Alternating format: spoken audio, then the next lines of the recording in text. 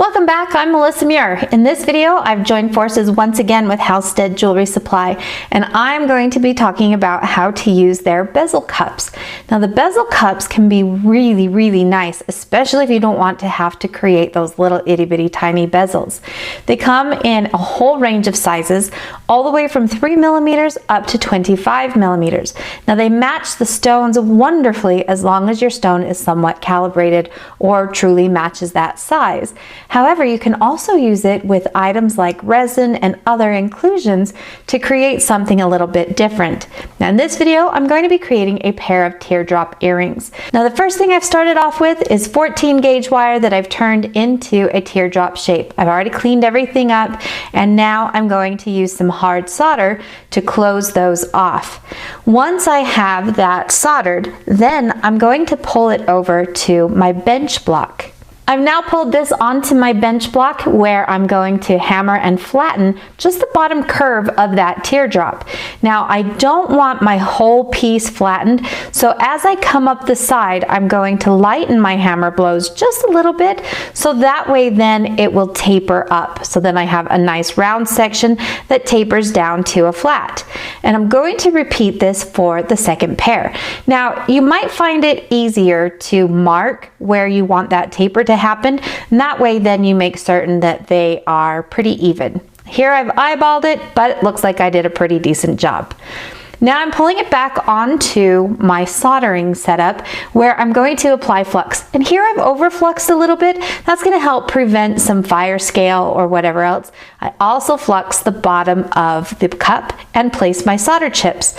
Now I opted to not pre-melt that solder, and I can use that to my advantage because as I heat this up, it will settle down as that solder flows, and I'll know when the solder flows. You saw that happen just there. Let's see it again. So once again, the cup is sitting up a little bit, and then you kind of watch as it flattens and sucks down onto the metal. Now they've been pickled and cleaned, and I'm ready to set this stone. In this case, I'm using an 8 millimeter labradorite cabochon.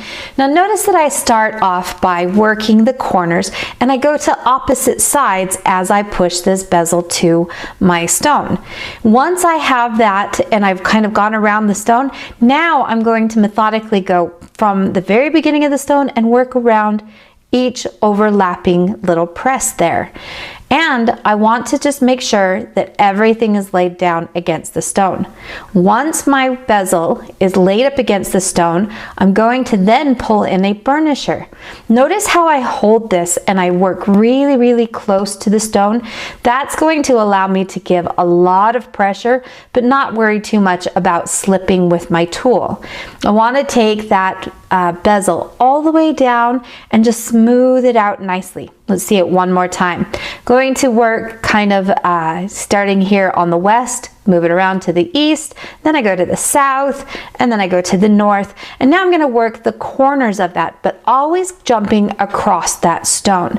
Also notice that when I do this with my bezel pusher, I'm working almost at a 45-degree angle, and that's going to ensure that not only do I push the bezel against the stone, but I also push it down. Once more, we're going to then move into that burnisher and just smooth out any little bumps that might be left after the setting process.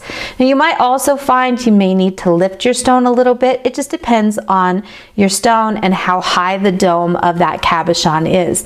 So you may have to play around with that just a little bit. In this case, my final steps is to make some ear wires and hang these on here. Here I've used some 20 gauge wire and just turned them into my earring findings. However, there are so many that you can purchase as well. And that's all it takes to create a quick pair of beautiful earrings.